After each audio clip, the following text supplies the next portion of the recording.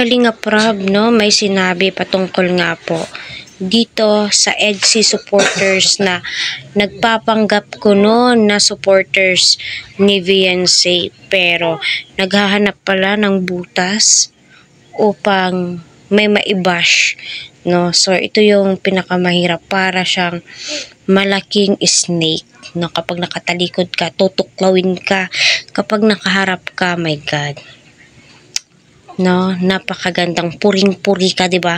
Napakadami ng ganito, no. Hinahanapan ka ng butas para ikaw ay mabatikos, 'di ba? Nako, iwas-iwas po tayo sa ganyang ugali kasi hindi magandang idudulot po 'yan. So, ayan, naway patuloy po natin suportahan si Kalinga Prab, Kuya Val. Huwag po natin skip ang kanilang ad. So, may isisingit po akong maikling video clip, na paliwanag nga po ni Kalinga Prab. So, para sa akin, totoo po yung lahat ng sinasabi ni Kalinga Prab, no?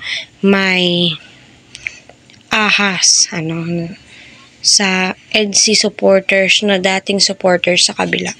Hinahanapan ng pagkakamali itong si VNC. Although, hindi naman po lahat ay makai. No, marami din pong supporters sa Edo na lumipat sa EDC. Gayunpaman, at least nalaman po natin napakaprangka ni Kalinga Prab patungkol nga po dito.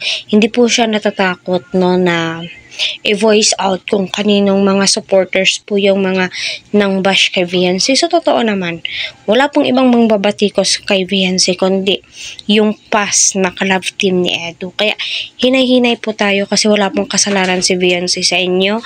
Wala pong kasalanan si Kalinga Edo sa inyo. Kaya, tikumpurin nyo ang iyong mga bibig. Ikalma po ninyo. Para manggulo. May mga ganun kasi, nagpapanggap para manggulo. Para manggulo ng, halimbawa, kagaya niyan, yung EDC is talagang nakikita natin yung pag-angat. Ngayon naman, yung dating supporters, example na lang, yung Edrica dati, yung dating supporters nun, yun, para magulo yung EDC, nambabash sila. Totoo naman po, marami pong mapagpanggap ngayong panahon na to. Bihira ka na lamang po makaharap ng totoong tao. Maraming plastic ngayong panahon na to. Doble kara, ika nga po nila. Pero gayon pa man, dalangin po natin ang kaginawaan sa buhay ni VNC. Basta istipot ka lang dyan sa Kalingap. VNC, huwag kang makikinig dyan sa mga basher kasi walang magandang idudulot yan sa'yo. More basher, more blessings to come. Yan yung itatak mo sa isip at puso mo. At least, andyan sila Kalinga Prab gumagamay sa'yo, na nagbibigay ng mga positive thoughts, mga intindihin mo yung mga supporters mo na nag-a-advise sa'yo.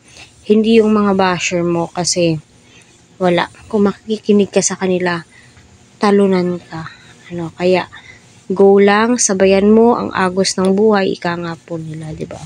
Sabayan mo ang mga basher mo.